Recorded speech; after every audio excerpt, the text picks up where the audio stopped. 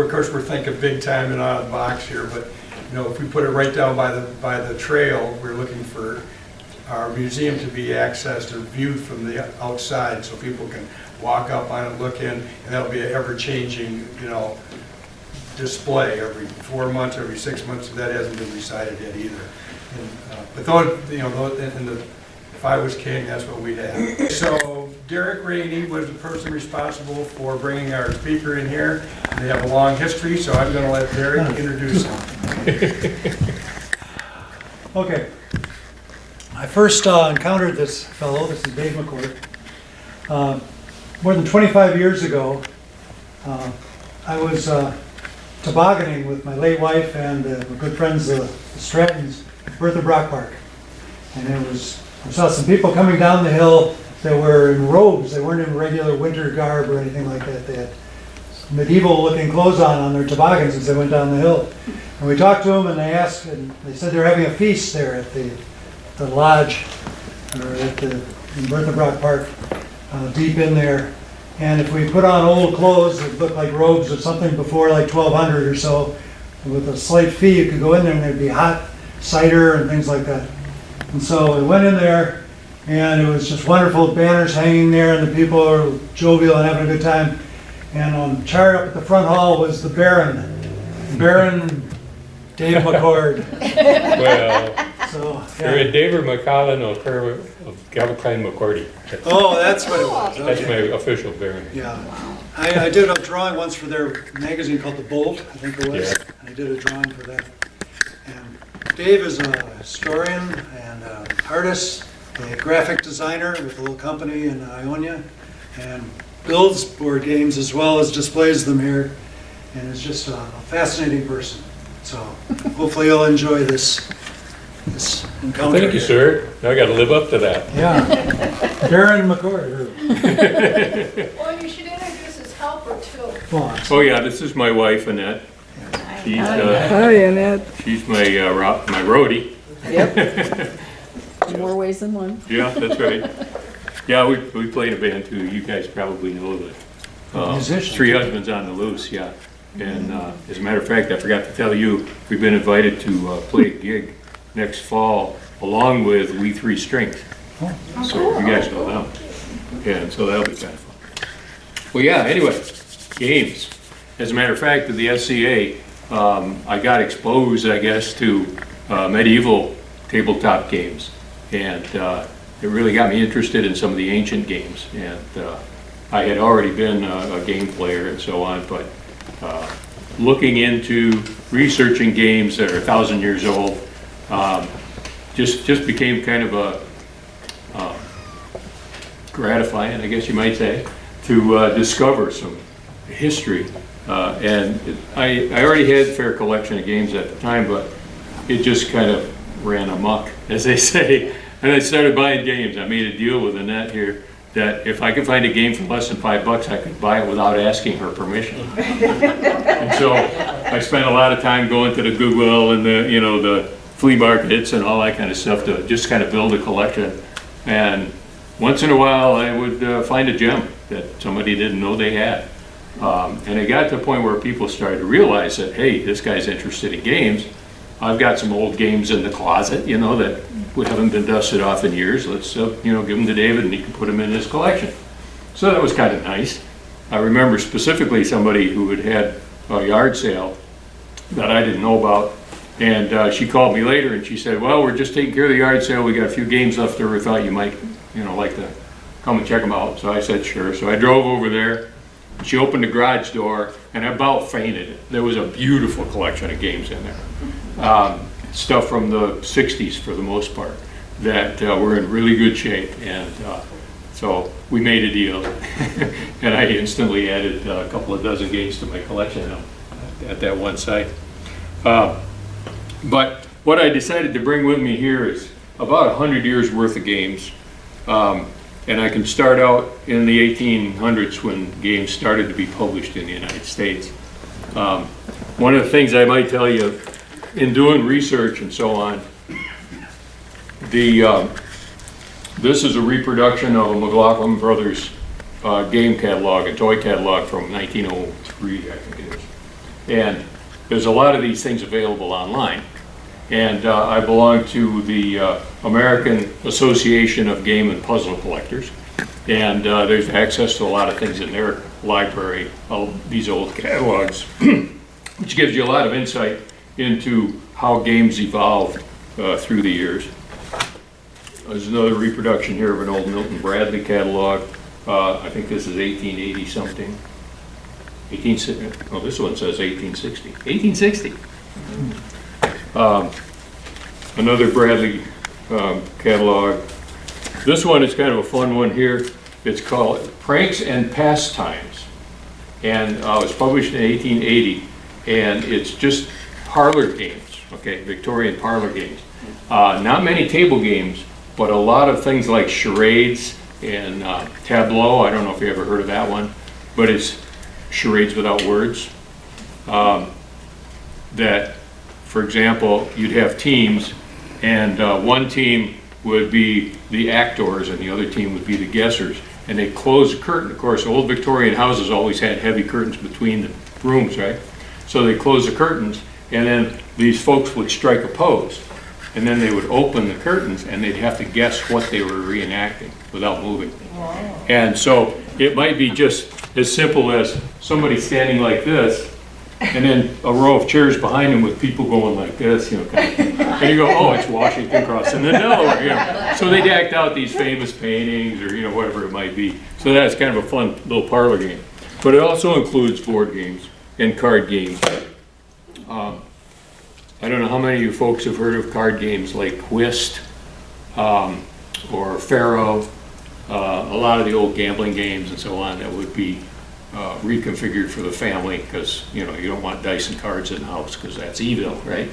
So they come up with ways to get around that. Now I've got a few games over here that board game boards that are reproductions. The game of Goose, have you ever heard of that? I don't specifically have the game of Goose, but you probably recognize this kind of a track. Just a roll and move game. You roll the dice and you move around, or you do a spinner, or you do a teetotum, like a dreidel, and spin that, and whatever number came up, and move around. And each one of these, there'd be an accompanying book, and each one of these spaces has a number on it, and it would tell you what the result was, whether you get a reward, be able to go ahead a few spaces, go back a few spaces, but they all had little morality tales that went along with them. And to the modern frame of mind, they would be boring as all heck. Right? But the idea was that kids could learn lessons from these. Here's another one of all these Victorian folks. It starts out, where does it start out? Number 1, here's the baby being born. And it goes all the way around here to the point here where the old folks have retired now and all their, you know, subsequent generations. So you go Game through of life. the whole entire life cycle here on a game. You can look at these later, but there's a lot of those kinds of games. This was one that was called, this is a pretty poor reproduction, but this was the Mansion of Happiness. And this was the first board game that was actually printed in the United States. Up in Boston. Boston was kind of the center of the printing industry back in the early 1800s. Up until the time that the Mansion of Happiness was printed, all the board games were imported. And we use the term board games today because they're on board, right? But back then they were just rolled up like a map. And they were just pieces of paper, which is why it's really hard to find them nowadays. Because if anybody had preserved them in a flat file or between, you know, a couple of pieces of plywood or something, to just deteriorate like old maps do, you know, and they crumble. So it's really hard to find copies of those kinds of games. But this was the Mansion of Happiness. Now, there was a young fellow up in Boston there too who had a printing industry or printing business, and you might have heard his name. It was Milton Bradley, and he did a lot of printing. He did a lot of maps and leaflets and campaign posters and all that sort of thing. But he decided that he was going to get into publishing a board game as well. And so he republished some of the Game of Goose morality type board games on his printing press. But then in 1862 along came a little skirmish you might have heard of called the Civil War. And he decided that he would publish small booklets of games for the soldiers to take with them, so that they could take them into the field, and when they had some spare time, they could play some of these little games. And that's really what established him in the game industry right there. So when the war was over, he decided to get serious about that. And this was his very first published game, The Checkered Game of Life. And it kind of looks like a checkerboard, right? So you can play checkers on it too. But how many of you heard of a game called Chutes and Ladders, or Snakes and Ladders, or Chutes and whatever? There's a lot of variations, okay? That game goes way back. That's a 1,000-year-old game from India. And the idea of that game was that your fate was in the dice, you know, and you'd roll the dice and move around. And if you had sown good karma, the dice would be in your favor, and you'd go up the ladder, right? And so it was a morality thing. And he kind of adapted the idea, because this sort of thing says, for instance, this one right here, you can see there's, if you look at it later, there's a little hand that you see in an awful lot of these sort of clips that says, if you land here, then you go up the ladder kind of thing. So he sort of adapted it to an American audience at the time. And that was a pretty successful game for him. So it really established him in that industry. Again, it was still a roll and move sort of a game, or a spinner, or whatever they wanted to use. But at the same time, you folks have probably heard of a game called chess, right? And maybe another game called checkers, right? Now these are abstract strategy games that there's no hidden information, there's no chance. It's all a matter of skill and strategy and so on. And there was a lot of experimentation going on at the same time with those. This particular one is a reproduction of a board of a game that's called the Siege of Paris. And it's very chess-like. It had the little pieces with the king and queen and so on. And then one of the players would defend the castle in the center here. But what's unique about this one is it was a 3-player game. That person inside the castle was being attacked by 2 separate armies. And those armies were not necessarily allied with each other either. All 3 people vying to win the game. So it's kind of a unique one in a lot of ways. But this was from the 1870s. You can come up here later and look at some of these games again, and you know, I can tell you little stories behind them. I could go on till midnight if you let me. But who's watching the clock, by the way? Somebody should stop me at some point. Okay. Got till 9. Okay. So anyway, one of the other popular things here was this is the game of the race. And the game of the race was, and it's also been called steeplechase. And it's another one of the roll and move kind of a games with horses. What's different about this one is the game came with little sticks here that you could place around the track to be points where the horse had to jump. And if you didn't make the jump, then you had to lose a turn, that kind of thing. But that was kind of fun. I've got some of the original pewter pieces, although all the legs are broke off the horses. And this is the box that the horses came in. And there's a little shaker here. It's basically, it looks like a needle cup to shake the dice and so on for that game. This is not an original board, this is a reproduction, but those were very popular back in the day as well. This little apple here is the oldest game that I have in my collection.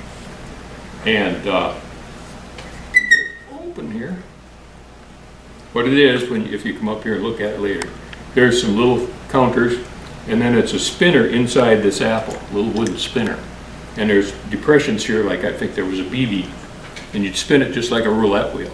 And then whatever color that little BB would land in, that's the horse that got to move next. And I know this comes from 1863, because underneath the spinner there's a patent number, so I could look it up and find out it was patented in 1863. But that's one of the oldest, that is the oldest that I have. I've got a little display here of different kinds of dice. These are pretty familiar looking, just cubic dice, but they're patterned after, these are actually made of bone. They're patterned after old Roman dice. The Romans used cubic dice like we do today. Here's an old dreidel, or yeah, what do you call it? Spinner. This die, this tetrahedral die, I thought I had several of them here, but it's a little tetrahedron, little four-sided pyramid. And you see that 2 points have a blackened point on them and 2 don't. And they would roll these, and whichever point came up, that would be a pip on a regular die. So you'd roll a handful of them, like 4 or 6 or whatever, and roll them, and however many of them came with that pip at the top, that's how many spaces you could move or something like that. Those have been found in a lot of Egyptian and Sumerian games, and so they go back 5,000 years. And then this, of course, is one of the most popular dice.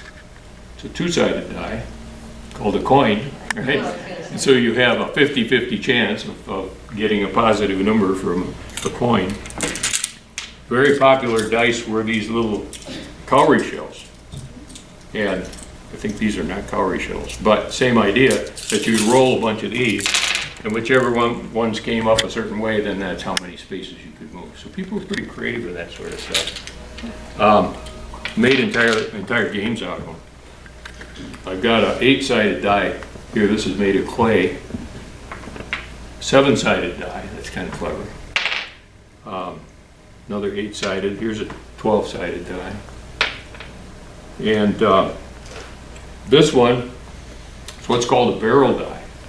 And it's a hexagon with marks on the side, and you roll it like that, and whatever side comes up would be the result. Those were real popular in Northern Europe, the Vikings, like the barrel dice. And then there's also a 4-sided version of the barrel dice as well. I've seen a lot of different configurations.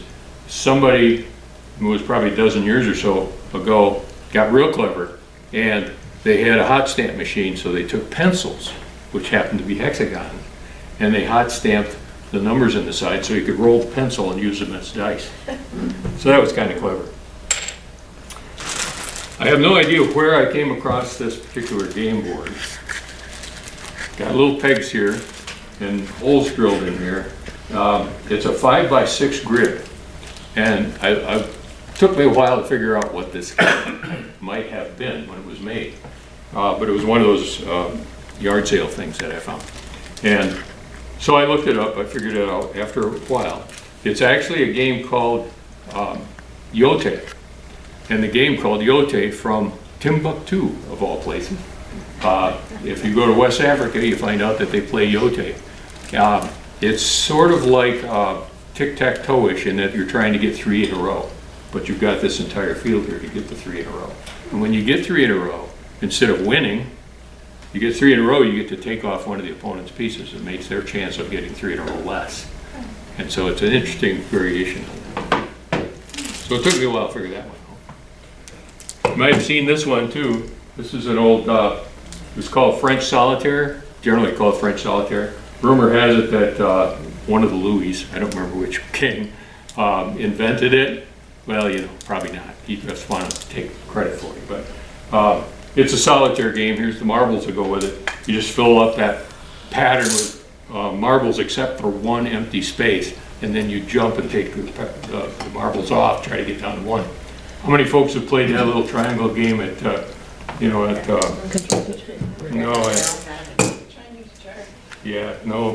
Barrel. Cracker Barrel, that's what I was trying to think of. Yeah, they got that little triangular one. Pretty much the same kind of thing. There's a lot of those little puzzle games like that come along. Let me talk about this just a little bit. Milton Bradley again. Now, he did establish himself in the game industry, but he was very education minded. And so the games that he produced, he wanted to be valuable for students, right? To teach them something. They didn't just have fun, but they were being taught something.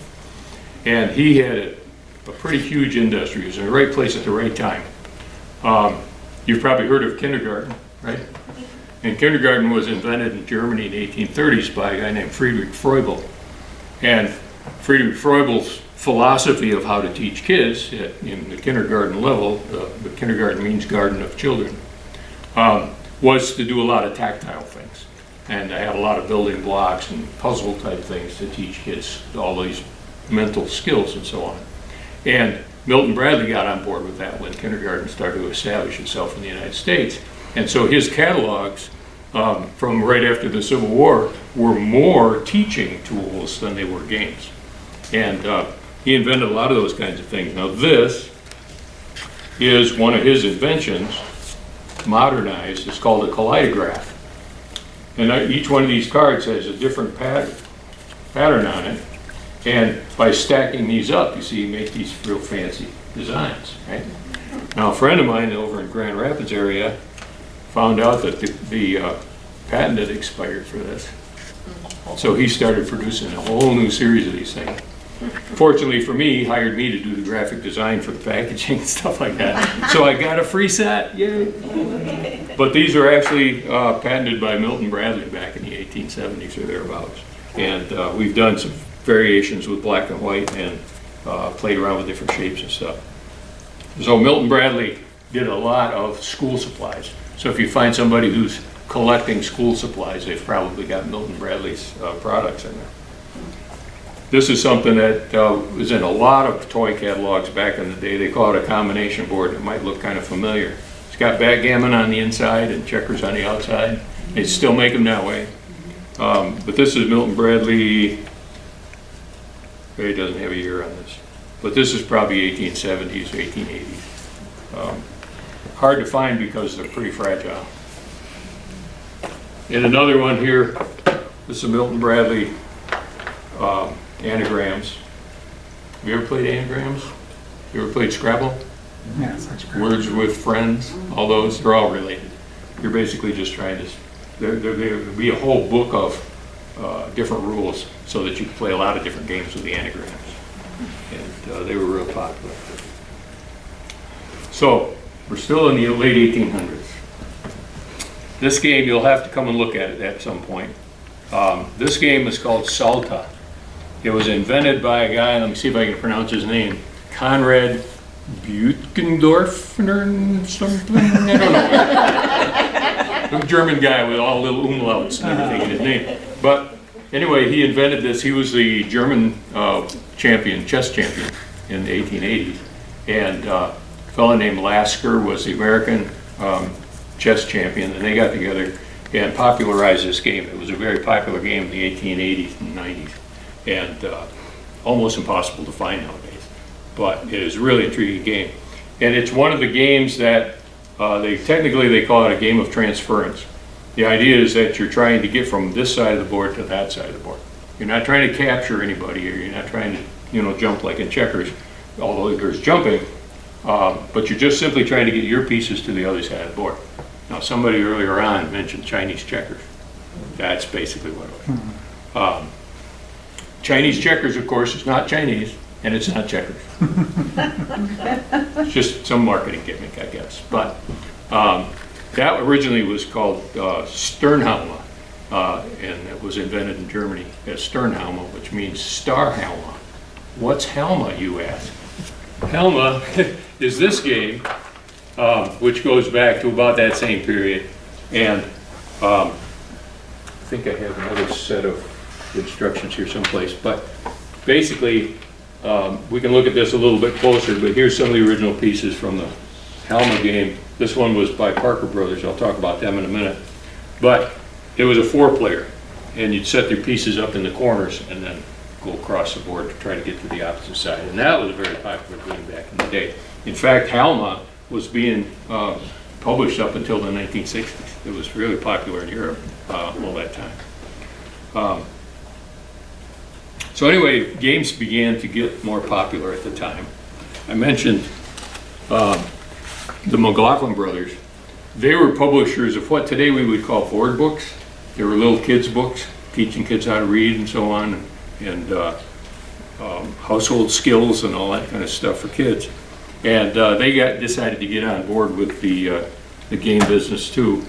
And I don't have any McLaughlin games because they're way expensive. People that do have them keep them pretty close.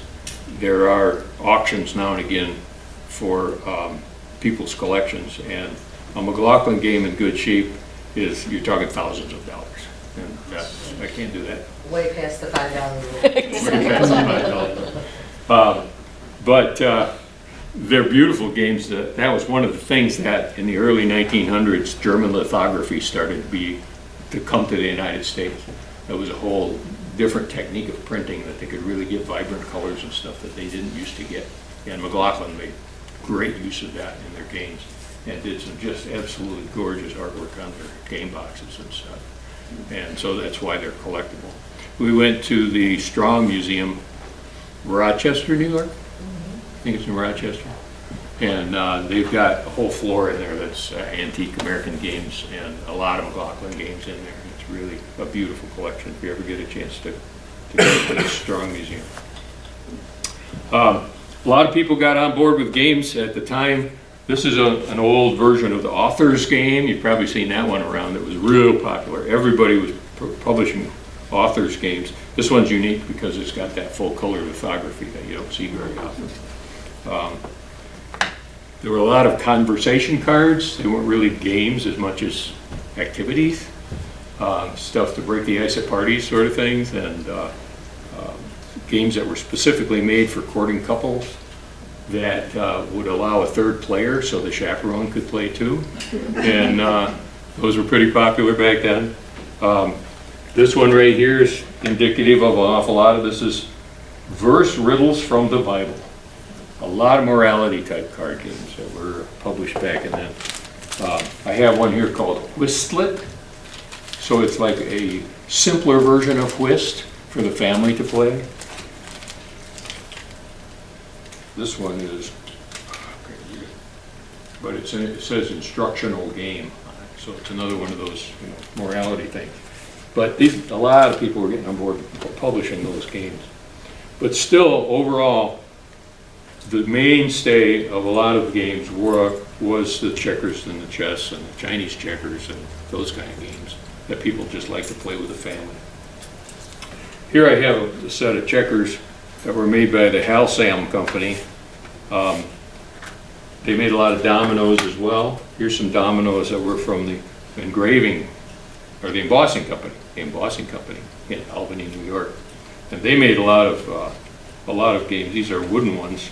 The guy that started the embossing company, the guy that started the Halsam company invented celluloid. And he made celluloid billiard balls. And so that was his claim to fame, was he was a chemist and he came up with a way to make dominoes that wouldn't break. And so he made them out of celluloid. Those are hard to find. But they also made them out of ebony and a lot of other hard woods. Here's some more Halsam checkers from later day. Moving along. How am I doing on time? Keep going. Okay, all right. I'm halfway down the table, so let's have it. All right, we'll talk about, move this one over here. I'll talk about that later. Okay, so Milton Bradley started to branch out, and over the years he came up with a lot of different games. He wasn't an inventor. He was more of a capitalist. And he would find game ideas and adapt them. Sometimes license them, sometimes steal them. But, that's capitalism for you. Here's a game of Spoof, one of their card games from back in the 1900s. And the Cheer Up game. I have no idea how it's played, but it has these little token things here. Probably was one of those, like a, what do they call that, jungle something game where it's sort of like flapjack, instead of hitting the flapjack. It's kind of like spoons. Okay, you've played spoons. Yeah, it's kind of like spoons. And you try to grab the little stick. This is one from the 20s. This is called Scavenger Hunt. Somebody was up here a bit ago and they saw this one, which is a touring game. Everybody had a version of the touring game. The touring game actually goes back before the horseless carriage, and there are versions of it from way back then. And then later on, it was Milbourne. You probably played that one. It's very much like Milbourne. That's still published today. A lot of different forms. But so Mr. Bradley was one of those guys that would find an idea and make it his own, so to speak. And in fact, Halma Um, he created, I wish I knew, Ekha? I think he called it Ekha, E-K-H-A, Eka, Ekha. It was Helma, but there was a licensing situation that he was going to get in trouble if he called it Helma. So it's exactly the same game. He just changed the name to Heka. Later on, he worked something out with the German people that owned the trademark or whatever, so that he could actually publish it as Helma. But and then a lot of people did. It became public domain after a while. But so he was that kind of guy. Now, in the late 1800s, there was a fellow named George Parker, and he was, I think, like 15, 16 years old, something like that. And him and his buddies came up with a game, and they played it around their little group of guys, and they said, boy, this is a really fun game. We got to do something with this. You know, we got to put this together. So they got some card stock and some ink pens, and, you know, they went around and made their own cards and so on. And he was a real ambitious young fella. But the main thing that he had a talent for, George Parker could write rules. He could write rules very, very clearly so that you could read the rules and know exactly what the game was about. And so when he took it to publishers, they could read those rules and go, oh, this sounds like fun. You know, rather than, I don't get it, what are you talking about, right? And so it was new stuff to a lot of people. So they came out with this game. It was called the banking game. And they were pretty successful with it in the Boston area, but it was all him. You know, he took his little satchel of games and went around to all the retailers and, you know, said, put this on your shelf, put this on your shelf. And eventually it started to grow, and it started to grow, and it got to a point where it was a real business.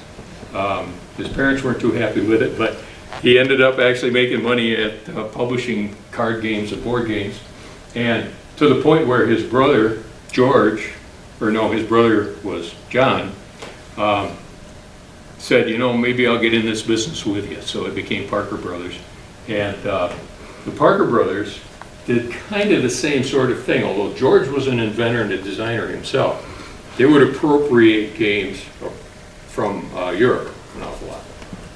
Now, for the sample, let's see, here, I gotta find it. Okay, here it is. Okay. Camelot is George Parker's own variation on Halma. He took the idea of Halma and the idea of chess and combined the two. So the objective of the game is to get your king into the opponent's castle. Right? So you're trying to go across the board with your pieces just like in Halma, but there's knights that can attack each other to open the path to get there. But they can jump each other just like in Halma or Chinese checkers. So it's a really interesting combination. It was really, really popular. He revised it a few times over the years, but this was the mainstay of the company for a long, long time. He came out with a simpler version and he just called it Cam. Okay, so he wasn't creative all the time, but anyway, so that was real good for him, that established that. But as I was saying, he would appropriate games from over the ocean. Peggotty. Anybody ever seen Peggotty before? This is one that I see quite a bit. They published this thing for nigh on 100 years, I think. How about, have you heard of the game Pente? Pente? Okay, that was real popular about 30 years ago or so. But basically it was the same game as Peggotty. It was a British game, and the idea is that also it's related to something called Gomoku, which is an ancient Chinese game that's played on a Go board. And the idea is you're trying to get 5 in a row. But you can put them anywhere you want. There's no other restrictions like that. And so it was just a simple little game. But they found out that the Peggotty board could be used to play a lot of games. And so when you got a Peggotty game, you got a lot of games in one box. So in one advertisement I saw, it said there was 40 games in this box. It's possible, because you could play checkers on this board. Just don't use all of the spaces, right? You can play tic-tac-toe on this board. You know? So it was a real versatile game, a real popular game, mainstay for them. I've got 3 different editions of this through the decades. Pachisi, you've heard of that probably. Only you probably heard the American name of it, which is Parcheesi with an R in it. But this is Parcheesi.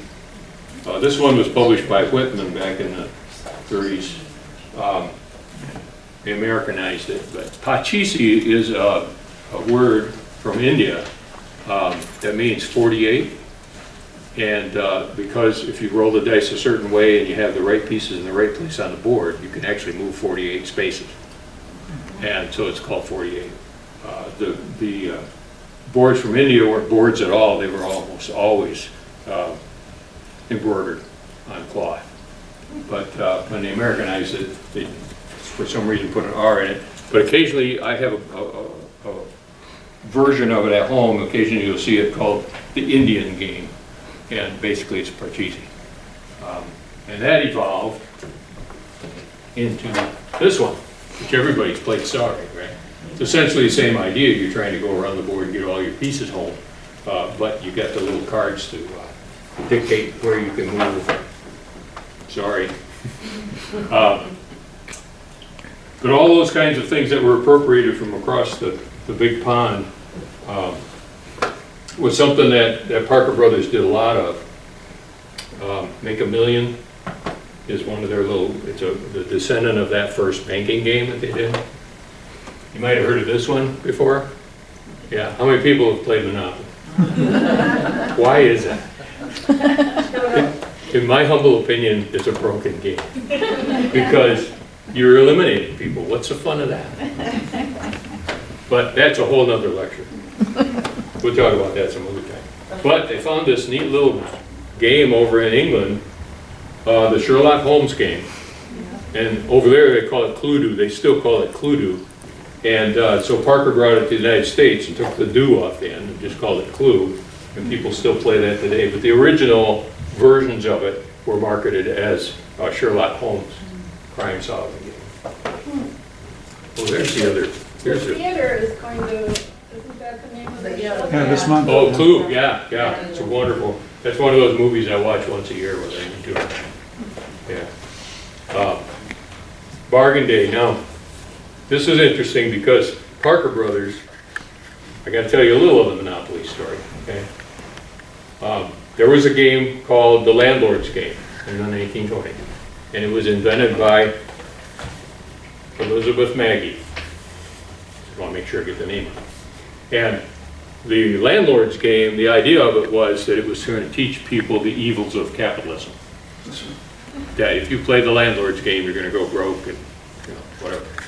But a fellow named Barrow picked up on that game and changed it a little bit and staged the game in Atlantic City, and it became Monopoly. And that's the one that got published.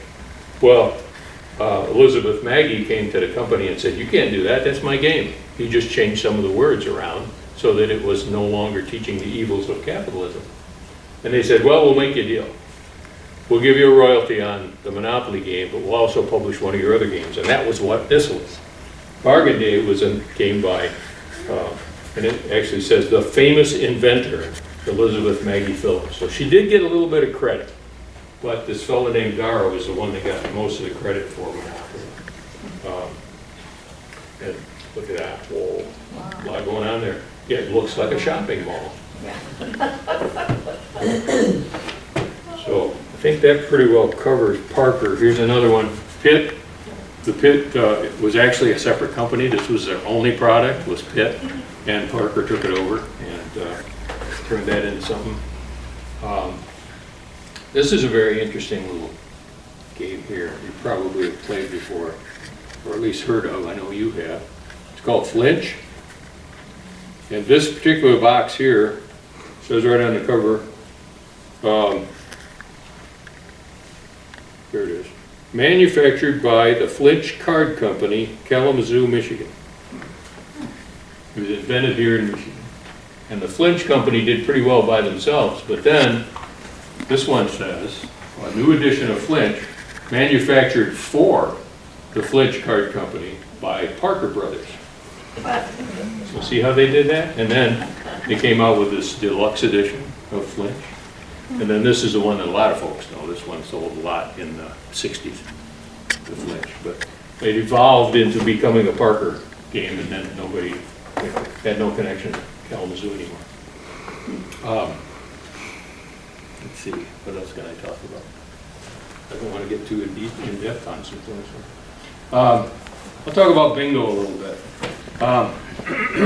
Over here I mentioned the embossing company that made the celluloid stuff. They made a lot of different games. I had an anagrams game here other than this one, but the embossing company made dominoes and dice games and stuff. This little game here, called Bottoms Up, I just posted a video last week, in fact, on how to play Bottoms Up. You ever played Shut the Box? The dice game Shut the Box? You find them a lot in gift shops and stuff like that. They're kind of a mainstay of the wooden toy companies. Basically, it has little flippers with numbers on them, Oh, yeah. from 1 to 9. You roll the dice and Yeah. flip the little flippers, okay? A lot of variations on that. I mean, it's basically a really, really popular English pub game, and every pub you go to has their own variation on Shut the Box. And this is another variation of that. You've got these little coins with the back end of a pig on it. And when you roll the dice, then you just flip over the number instead of flipping the little flipper in the box. You just flip over this little coin thing here. And so it's bottoms up because of the bottom of the pig. I've got 2 of them, one of which says Joan Kernan, which is my mom, and the other one says Murdy Boardman, which was her aunt. And Mom was the youngest of 9, and she said that when her older siblings would come home from school, she would coax them into playing bottoms up because she liked that game. Those are a little specialer than most of the stuff in my home. But that was done by the embossing company of Albany, New York.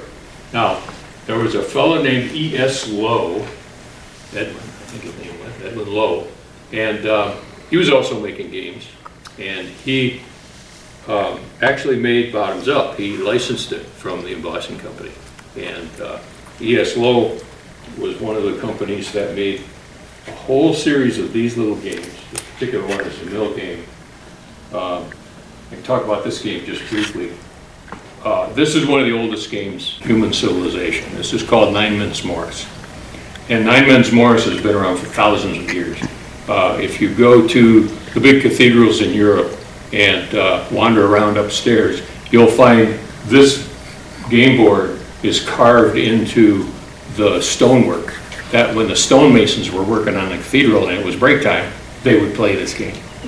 It's carved in Egyptian temples, it's carved in the Sumerian temples, it's even found in China. And variation that's found in Central America from 1,000 years ago. It's a very, very popular game. This particular one is actually called 12 Men's Morris because you use 12 pieces. 9 Men's Morris uses only 9 and doesn't have these diagonals in the corners. This particular game is very, very popular in South Africa, as a matter of fact. And the world champion in South Africa plays this game. Down there they call it Moro Baraba. And the pieces are called cows. I don't know why, but anyway. So this little game was made by the E.S. Lowe Company as part of a series that was sold to the armed forces. And the outlets of the USO or whatever. And so this was part of the package. He also packaged Bottoms Up in the same kind of a little folder here. So it was a whole series of them. This is the only one I have from that series. I'd like to have more, obviously. So E.S. Lowe was most famous for 2 things. Number 1, he invented the word bingo. Now before it was called bingo, it was called lotto. Okay? So you have a play, and you still see lotto around sometimes. Everybody got on the bandwagon with lotto games because it was a group activity, right? And you could win. Look at there. Bingo. Right? It's everywhere. It's everywhere. Now I got to show you this one, which is hilarious to me. This is a Parker Brothers version of Lotto, complete Lotto. And I don't know what year it is. It doesn't have any years in it, but I'm guessing because they advertised Pollyanna, which was one of their big games back in the 20s and thereabouts, and the game Rook. But here's the kicker here, and you can see these when you come up here. You know, when you play bingo, you have a dauber nowadays, but they used to just put little markers on the card, These are little squares of glass. Now, can you imagine selling a toy with little squares of glass? And I mean, they're not polished either. They're just, somebody cut them out, put them in here. But that's the way they sold the game back then. Just bananas. Don't be swallowing those, kids. But anyway, E.S. Lowe invented the word bingo, but not the game, all right? And so if anybody made a bingo game after that, they had to pay him a royalty, right? And as an example, bingo, a game, or Beano, because Beano was public domain, see? But they wanted to affiliate themselves with Beano because it was popular, but they wanted to use the word bingo because it was popular, so they had to pay him to use that name. And this was the Parker Brothers. Another game that was appropriated from the Brits was Keyword. I do another crossword puzzle. And the Keyword game was real popular overseas, still is overseas. Eventually, Selchow and Ryder picked up on it and called it Scrabble. Everybody's familiar with that. Okay. Let's see, this was another one that didn't catch on. Mousy, mousy. But this is by Spears, which is a British game company. And I've got a few Spears games in my collection. So there's a lot of that cross-cultural, sharing of different games and so on. It's interesting to track how those things come about. This is the earliest thing I've ever seen for the Transogram company. Probably heard of Transogram. They made a lot of toys back in the 60s. A lot of plastic toys were made by the Transogram company. This one's 1938. And it's just a ring toss game. There's nothing real fancy about it. But the fact that Transogram was getting into the toy industry back there. And of course they came out with their own version of anagrams. So everybody was sharing these ideas.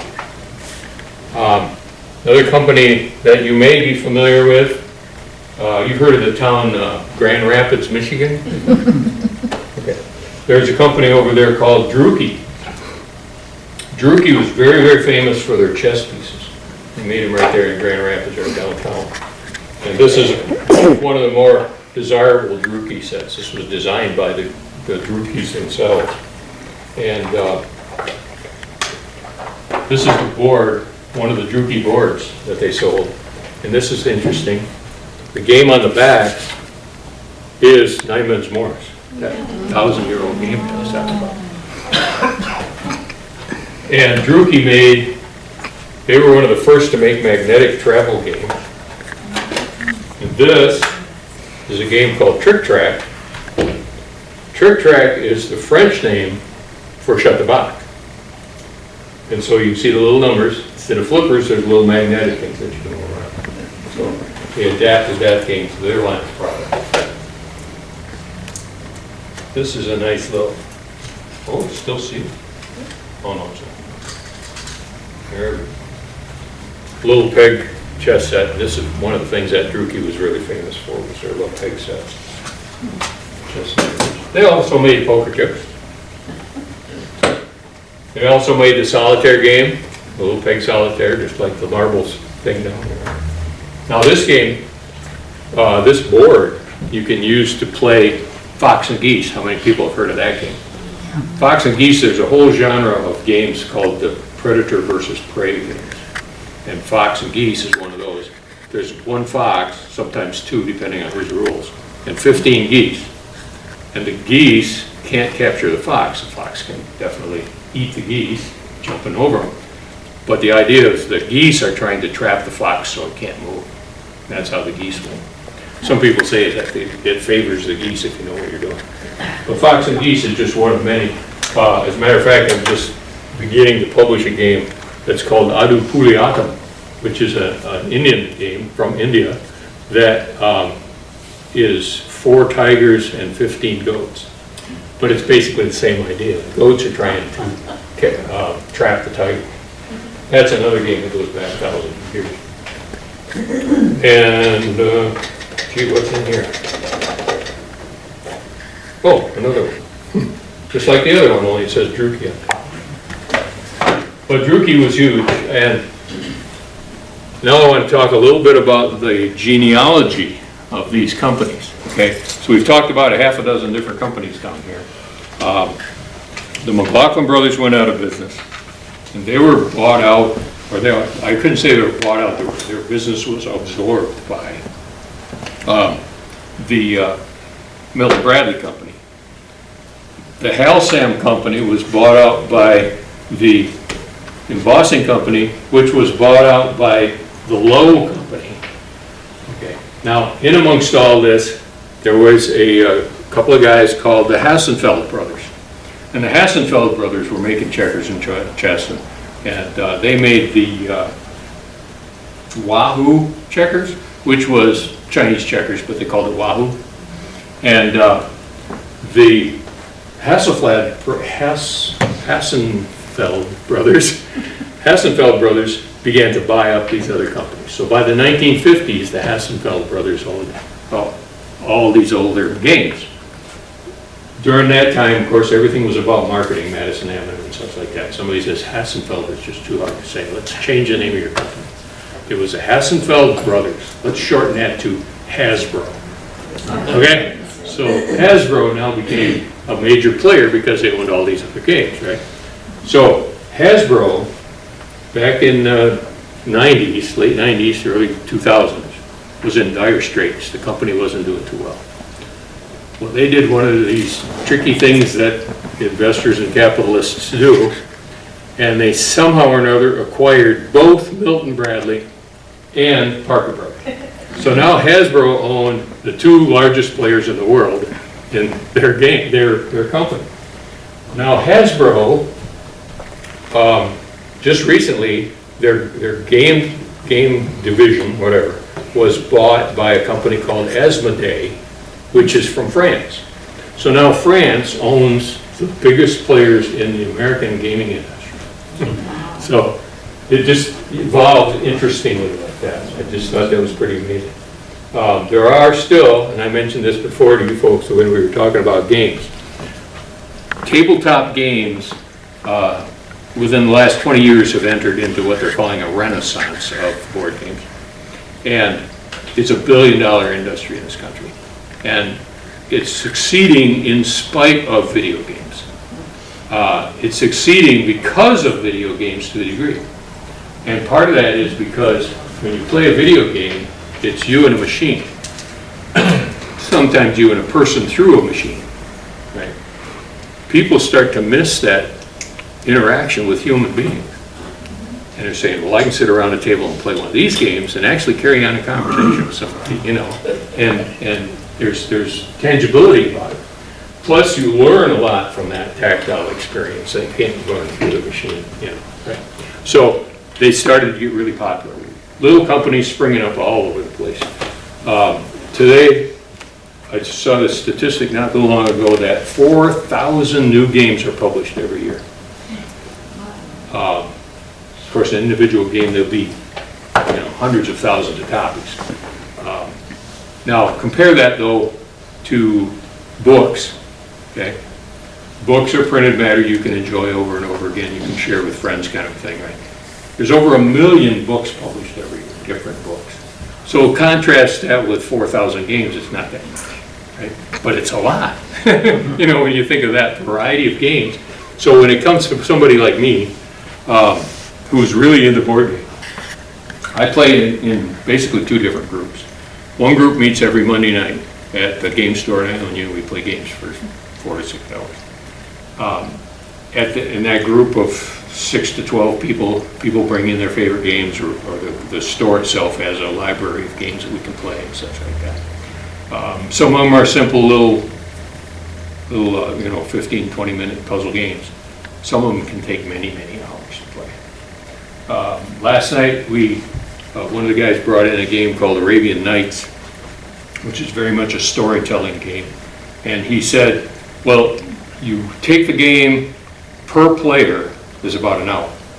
So we had 6 guys playing. Okay, that's going to be a 6-hour game. We didn't have 6 hours. So we said, well, let's just play it until we run out of time and we'll see who's ahead. It's easy that way.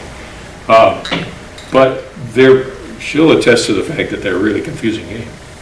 Unless you get into that mindset of all the different combinations of rules, and you got cards with words on them you got to know, and they can get really tough to play. That's probably, to some folks, gives the modern games, the hobby games, a bad reputation because somebody can be overwhelmed very easily by just this massive investment of time and learning in order to play a game. I don't want to invest that much effort into having fun. I just want to have fun. That doesn't mean there's not a lot of really great fun games out there that are a lot simpler to learn. I think that's one of the challenges people that play in groups like I do, and the game store owners themselves, is convincing people that when you come in and you see this great huge box that weighs 30 pounds and has all these little miniatures and decks of hundreds of cards and a big sprawling board that covers this thing up, a 40-page rule book, and so on and so on. I'm not going to play that. Are you kidding me? You know, that's a huge investment.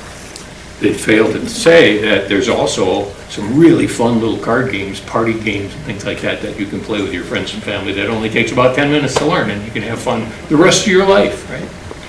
By the way, those great big heavy games I'm talking about, not unusual to cost over $100 for one of those games. Now somebody said, oh my God, $100 for a game. But you got $100 for a game that you can play for the rest of your life. You go to the movies, get entertained for 2 hours, spend $50 just on the snacks. You know, come on. You know. So you can look at. I like to defend that $100 price tag, and I think the most recent book or game that I bought was about $50, and it's an adventure game. Takes place in outer space. Any of you folks heard of the TV show Firefly? Oh, yeah. Okay, it's based on Firefly, and you're playing the characters from the show, and all the bad guys are there, and all the challenges are there. So it's really fun. It's a role-playing game, but it's on a board, and so that's a lot of fun. But still, they come out with. We played one last week. My grandson came over Saturday. He's 8 years old, and I always say, "Hey, you want to play a game?" He goes, "Sure." Okay, well, let's go look through the collection, right, which could take hours. But he has a few favorites. He now has a new favorite that I picked out that is called Ubango. You heard of the computer game called Tetris, where you're trying to fit the shapes together, the little pentagonal? Ubango is like that, but it's done on a board. And so each player has a set of these little shapes, and it's ready, set, go. Yeah. Cards more than they're on the four. card, yeah. And you flip the little cards over and try to fill in the shapes, and it's a race to see who can do it first. So it's real simple, but it's tactile. You're engaged with somebody else at the table. He's learning a lot about spatial things, you know, and trying to fit these pieces together and stuff. So that's cool. So there are some really fun little games. Yeah. We've looked at all the old classics, and you say you play at 2 different groups Yeah. per week. What's your favorite new game? Depends on what mood I'm in. There's one that, And it kind of depends on who I'm playing with too, because I want everybody to have fun. So it might be my favorite, but if it's not their favorite, I'm not going to have fun either. So, one of the games that we really like to play with my cousin and his wife when we go visit them is called Concept. Concept. It's called Concept. You ever see it? It's a white box. It just says Concept across it. But it's a kind of a guessing game where 2 people, like we're around the table, right? And she and I would be partners, and we'd look at a card and pick out what we want to give a clue, kind of like Pictionary, if you ever played that, all right? But the board is just a lot of pictograms, or pictures, cartoons, basically. And you have a bunch of little cubes, and you could set them next to the clues, right? So the other players see the clues, and they're trying to guess the word that you know, well, why don't I try this, you know? Like one of them is a movie camera, one of them is a drop of water. Male, female. There's male, female, there's Colors. fictitious, Yeah. there's real, there's large and small, you know, a bunch of symbols like this that you're trying to get them to guess that. That's fun in itself, but here's the next thing that's cool. Okay, we get done being partners, and then she partners with the next person around the table. And then they do the same thing, and then they partner with that, and they, you know, so it's always changing who you're playing with and stuff, and it's really a neat way to play the game. Concept is really fun. There's a game that I really, really enjoy, and as a matter of fact, it's the last one I won in the game group. I'm notoriously bad at games. But it's called Seven Wonders. And he's nodding over here. And I really love Seven Wonders. And we play that one enough that we can play a game of Seven Wonders with 6 players in half an hour. Because everybody knows how to play, and you just dive into it and go. First time you see it, you're just overwhelmed. There's so many little components, little things you need to be aware of. But what's intriguing is you're playing against everybody on the table for points, but you can really only interact with the people next to you. You can't interact with the people across the table. So you got to watch very closely about what they're doing because you can influence them.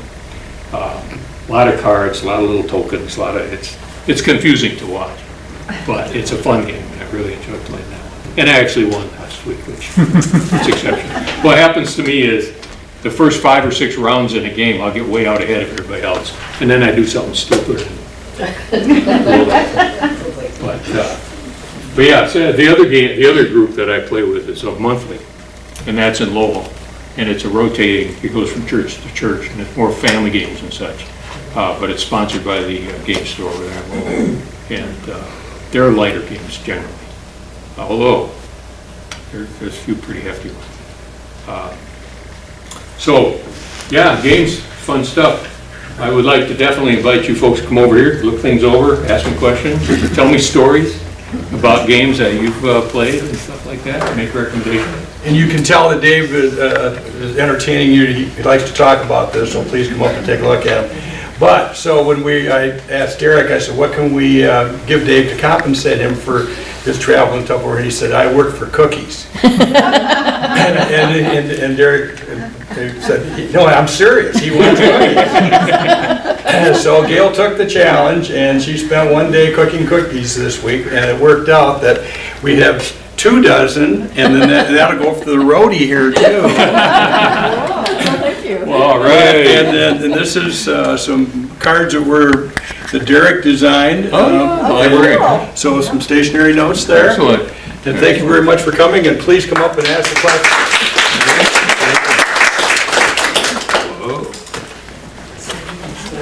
Aluminum foil cookies. You have to put them together. Yeah.